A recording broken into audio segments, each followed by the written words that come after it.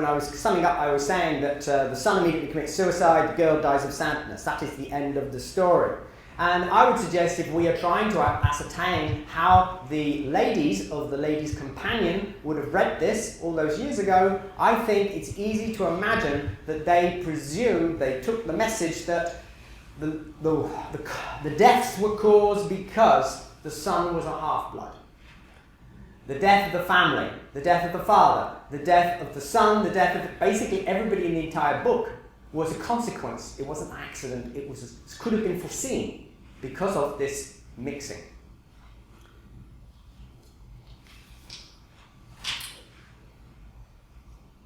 I would suggest, yes, the ladies who are interested in fashion, music, Jerusalem, and etc., I think they would have understood the best thing they could possibly tell their daughters is whatever you do, avoid having mixed race children.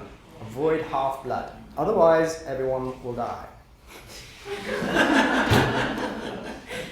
In June 1860, and this I would suggest to you is important, just 10 months before the American Civil War starts. And this is a war, of course, we are sold as being about race and about the situation of slavery and black Americans. But 10 months before this war starts, the largely male readership who would then go and fight in this war, who were already probably aware that war was coming, we can question what they might have taken from the story. And I would suggest interracial marriage is definitely something to be avoided. There is a tragedy there. Everybody dies. We can talk about, perhaps they might have understood the tragedy of miscegenation. Everybody dies.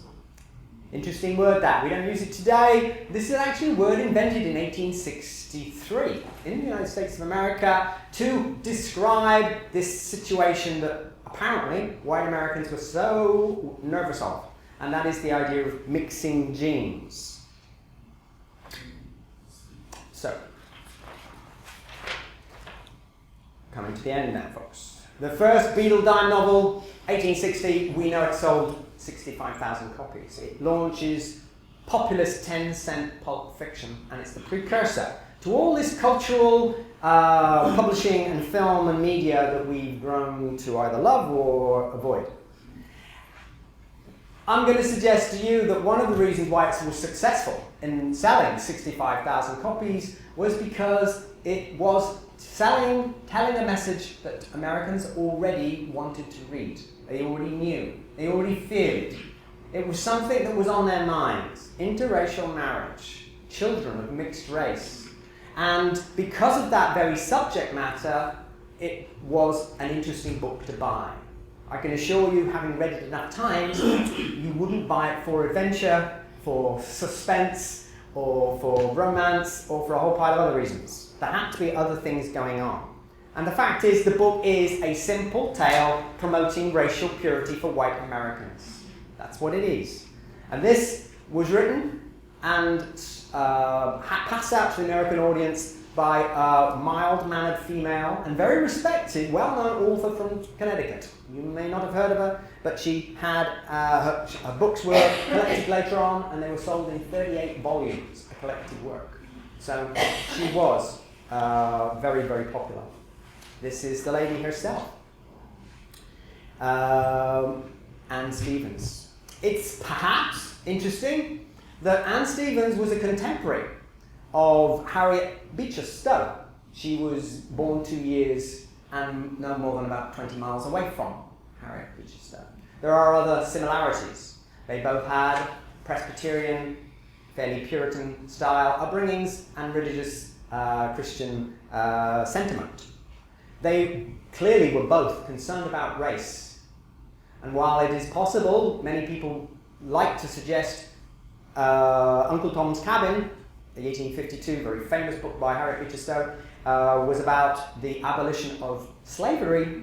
What it certainly is not about is about equality. Harriet Beecher Stowe was not saying that black people in America were equal to white people. She was saying they just shouldn't be enslaved. In fact, Harriet Beecher Stowe's wonderful solution to the problem at the end of the book is to have all the freed slaves transported back to Africa so that they could carry on living quite happily there. Right? These two women have stuff in common, perhaps. And this would be another area one could say this research could go, to find a connection between these two. All right, to summarize. So I, as a Shakespearean, went looking for Shakespeare, and I found Deadwood Dick. And Deadwood Dick led me to American dime novels, something I'd never come across. And these dime novels then led me to Malaeska in 1860, published. From there, I went back and I found the Ladies' Companion magazine and realized this book was being sold on a very different basis to the dime novels of 21 years later. It led me to the very respectable and very Christian and very nice white woman, Mrs. Anne Stevens. And ultimately, it led me to realizing the narrative of racial purity was being sold to white Americans and were perhaps more successful than people in the 19th century thought about. And there we are. Just in case you feel cheated, some of you may, because I did mention Deadwood Dick several times, there's Deadwood Dick. A subject I haven't dealt with, and at some point I may go looking for him. But there were more interesting things I found in the process. Thank you very much. Questions if you have any? Here's one.